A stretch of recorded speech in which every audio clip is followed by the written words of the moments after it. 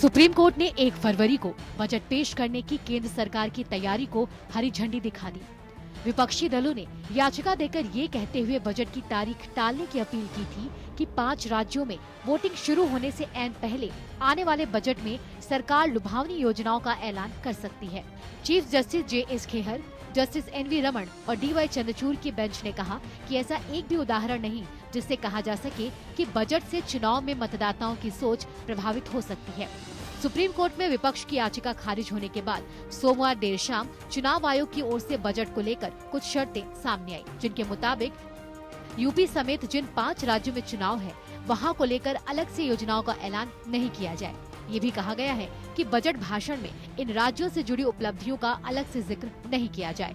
अगर चुनाव हो रहा है, मेजर स्टेट्स में चुनाव हो रहा है और उस समय बजट को जानबूझ के 1 महीना पहले आप पेश कर रहे हैं, कुछ ऐसी योजनाएं, लुभावनी योजनाएं जो इलेक्शन को प्रभावित कर सकती है, वोटर्स को प्रभावित कर सकती है, इस इरादे से अगर किया जाता है तो इस पर इलेक्शन कमीशन ने प्रतिबंध लगाया है। जो बजट हमेशा फरवरी के अंत में आता था उसको पहले कर दिया गया ताकि उसका लाभ आने वाले 5 राज्यों के चुनाव में भारतीय जनता पार्टी और एनडीए की सरकार उठा सके। कि जहां तक बजट है 1 फरवरी को यह प्रस्तुत किया जाएगा।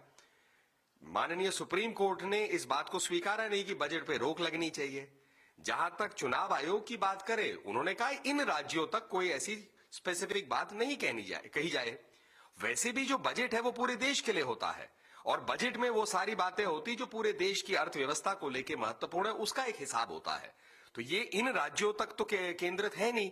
तो इसीलिए मुझे नहीं समझ आ रहा जो लोग इसकी आलोचना या कह रहे हैं कि सरकार की आलोचना हो रही है, वो कैसे इस निष्कर्ष पर पहुंच रहे हैं।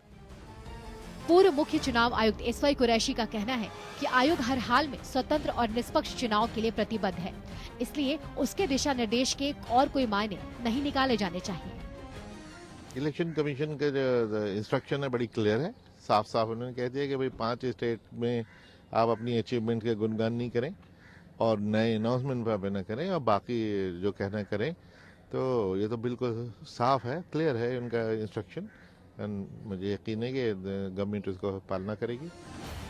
सूत्रों के मुताबिक चुनाव आयोग ने सरकार को 2009 की एडवाइजरी की भी याद दिलाई, जिसमें कहा गया था कि परंपरा के मुताबिक चुनाव से पहले पूर्ण बजट पेश करने के बजाय वोट ऑन अकाउंट यानी लेखानुदान पेश किया जाए। गौर करने वाली बात है कि 92 साल की परंपरा को खत्म करते सरकार ने इस बार रेल बजट भी आम बजट के साथ पेश करने का फैसला लिया है।